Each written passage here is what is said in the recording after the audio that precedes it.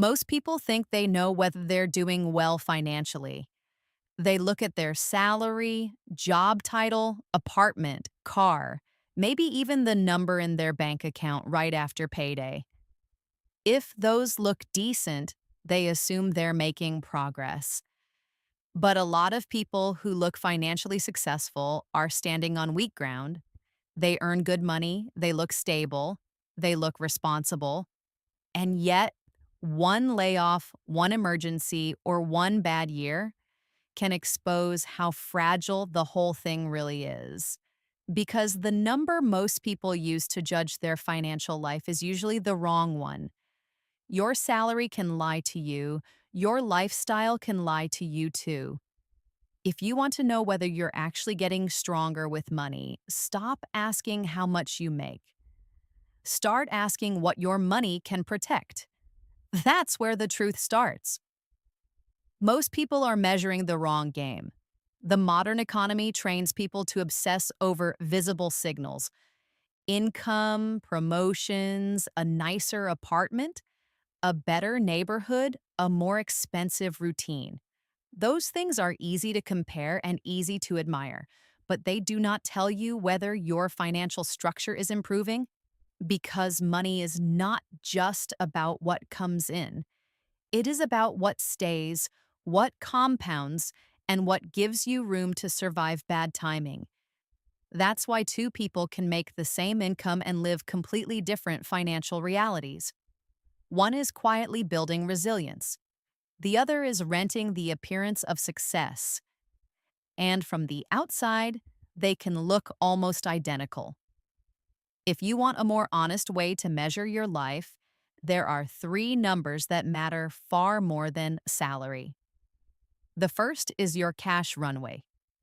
If your income stopped today, how long could you keep your life running without panic? 1 month? 3 months? 6 months? That number matters because runway is not just emergency money, it is decision-making power. It changes how desperate you feel. It changes what you tolerate. It changes whether you can say no to a bad boss, a bad job, or a rushed decision.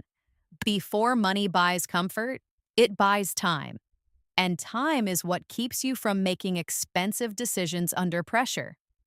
That is why someone earning less with 6 months of runway can be stronger than someone earning more with none. Because the second person may look richer, but is structurally more fragile. If your financial life depends on your next paycheck arriving exactly on time, your margin is thin. And in money, margin is survival. The second number is your ownership rate. Not just how much you save, how much of what you earn is actually becoming something you own. Because if all your money goes toward maintaining your current life, then your income may be high, but your financial momentum is weak. That is the difference between spending less and building ownership. A lot of people are not really earning more. They are just managing a more expensive operating system. Bigger rent, bigger payments, more recurring bills, more convenience spending, more lifestyle maintenance, and all of it creates the feeling of progress without increasing actual ownership. That is why two people can both make good money, but only one is getting richer. One is buying lifestyle.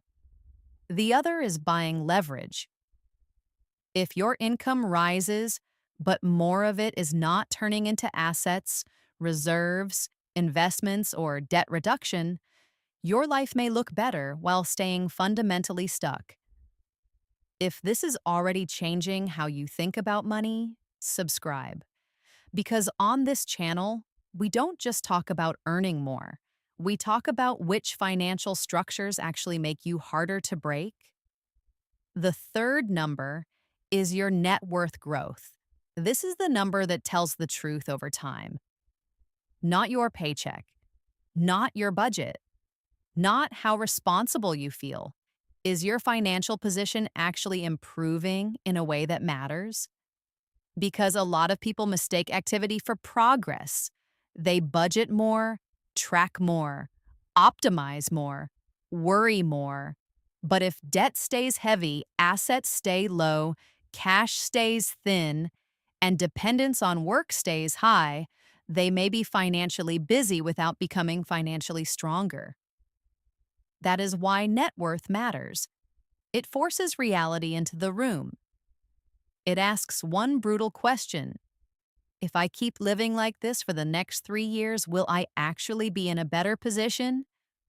Or will I just be older, more tired, and still dependent on the same paycheck? That is the difference between motion and compounding. Salary tells you what the market pays you right now. These three numbers tell you what your life can survive. Runway tells you how long you can breathe. Ownership tells you how much of your effort is becoming permanent. Net worth growth tells you whether your life is actually improving. That is why someone with the lower income can be quietly getting stronger, while someone with a higher income is quietly getting trapped. Because wealth is not just about inflow, it is about stability, conversion, and direction. So if you want a fast financial checkup, ask yourself 3 questions. If my income stopped today, how many months could I survive? Of every paycheck I earn, how much is becoming something I actually own? And if I repeat this exact pattern for the next 3 years, will I be stronger or just busier? Those are not flashy questions, but they are honest ones. And honest numbers are what change financial lives. Because once you track the right game, you stop chasing fake progress. You stop confusing income with strength. You stop confusing lifestyle with wealth. You stop confusing appearance with resilience. Most people think financial success is about earning a bigger number. But the most important numbers are usually the ones nobody brags about. How long you can survive, how much of your income becomes ownership, and whether your financial position is actually improving in a way that changes your future. Those are the numbers that decide whether you're building freedom or just financing a better-looking trap. Because a bigger paycheck can make your life look better. But only stronger financial structure makes your life safer. And in this economy, looking rich and becoming hard to break are not the same thing.